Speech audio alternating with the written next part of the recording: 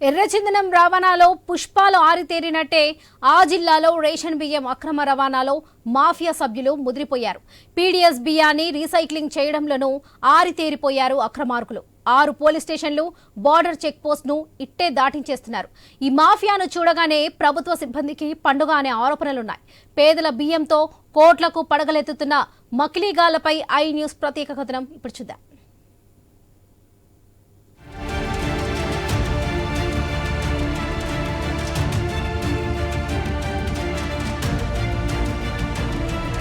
పేదల కడుపు నింపాలనే ఉద్దేశంతో కేంద్ర రాష్ట్ర ప్రభుత్వాలు పంపిణీ చేస్తున్న ఉచిత రేషన్ బియ్యాన్ని అక్రమార్కులు పక్కదారి పట్టిస్తూ ప్రభుత్వ లక్ష్యాన్ని నీరుగారుస్తున్నారు. ఉమ్మడి ఆదిలాబాద్ జిల్లాలో అక్రమ రేషన్ బియ్యం దందా ఎలాంటి ఆటంకాలు లేకుండా సాగిపోతోంది. అక్రమ రేషన్ బియ్యం దందాను అడ్డుకోవాల్సిన అధికారులు మామూళ్లకు అలవాటు పడ్డారని ఆరోపణలున్నాయి. దీంతో పల్లెలో, పట్టణాల్లో రేషన్ బియ్యం అక్రమ వ్యాపారానికి అడ్డే లేకుండా పోయింది. రేషన్ డీలర్లో బియ్యం పంపిణీ మొదలుపెట్టినప్పటి నుంచి దళారులు అలర్ట్ అవుతారు. నిరుపేదల దగ్గర దళారులు ఆ బియ్యాన్ని కిలో 12 నుంచి 15 రూపాయలకు కొనుగోలు చేసి రైస్ మిల్లులకు 30 నుంచి 40 రూపాయల చొప్పున అమ్ముతూ సొమ్ము చేసుకుంటున్నారు మాఫియా సభ్యులు.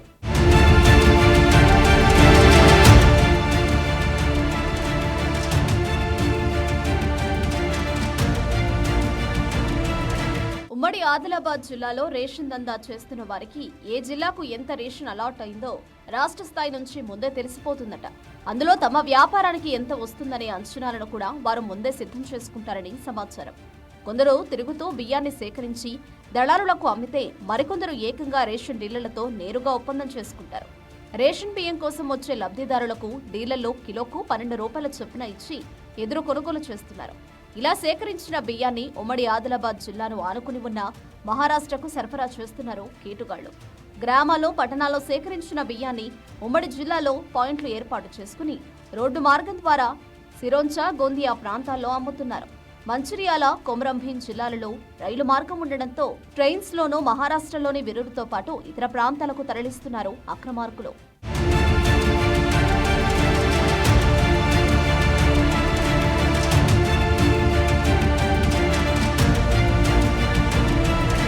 మంచిర్యాల జిల్లా నుంచి మహారాష్ట్రలోని సిరోంచకు వెళుతున్న పీడీఎస్ బియ్యం దందాపై అనేక ఆరోపణలున్నాయి. సిరోంచాలో కరీంనగర్కు చెందిన ఒక దివ్యాంగుడు దందా నిర్వహిస్తున్నట్టు చెప్తున్నారు. మంచిర్యాల జిల్లా నుంచి సిరోంచకు వెళ్లాలంటే 6 పోలీస్ స్టేషన్లు, బార్డర్ చెక్ పోస్టు దాటి వెళ్లాలి. ఈ మార్గంలో అడపాదడపా టాస్క్ ఫోర్స్ పోలీసులు, సాధారణ పోలీసులు చేసే దాడుల్లో తక్కువ మొత్తంలో రేషన్ బియ్యం దొరుకుతుంది. ఎక్కువ మొత్తం రేషన్ బియ్యం చాలా ఈజీగా మహారాష్ట్రకు తరలిపోతుంది. కొంతమంది ఖాకీలకు ఈ దందాలో పాత్ర ఉందనే ఆరోపణలు తరచూ వినిపిస్తున్నాయి.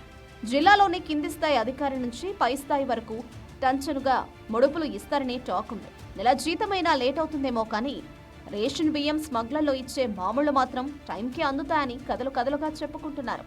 అందుకే కళ్ల ముందు రేషన్ బియ్యం తరలిపోతున్నా అధికారులు చూసి చూడనట్టు ఉంటారట.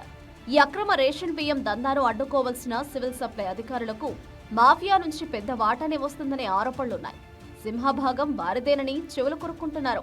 అక్రమ దందా సిరోంచాలో ఎక్కడ జరుగుతుందో తెలిసినా అటు వెళ్లరు, చూడరు, చెప్పినా వినరని 3 కోతుల కథలు ఉటంకిస్తారు. అధికారులపై ఒత్తిడి వస్తే డీసీఎంలో లారీలు, బొలెరోలను వదిలేసి ఆటోలను పట్టుకుని మమానిపిస్తారని చెప్తారు. ఇలా పట్టుకున్న ఆటోలను రేషన్ బియ్యం స్మగ్లర్లే విడిపిస్తారట.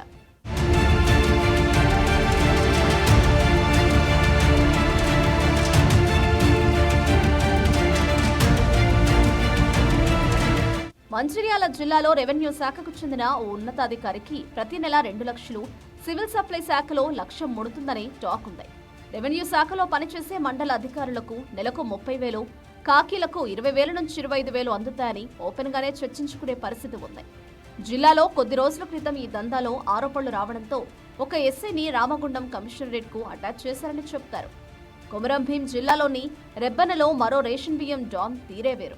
జిల్లాలో నుంచి మహారాష్ట్రకు వెళ్లే ప్రతి పేదోడి బియ్యపు గింజ ఆయన కనుసలలో నుంచి పోవాల్సిందే. వేరే రాష్ట్రాలు, ఇతర జిల్లాల నుంచి రేషన్ బియ్యాన్ని తెప్పించి మహారాష్ట్రకు తరలిస్తారు.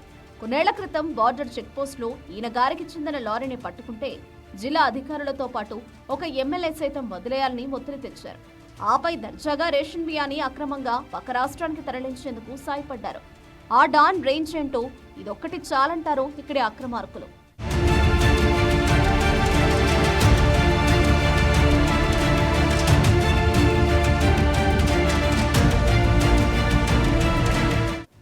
రైస్ మిల్లర్లు కూడా ఈ దందాను ఏమాత్రం తీసిపోకుండా కొనసాగిస్తున్నారు.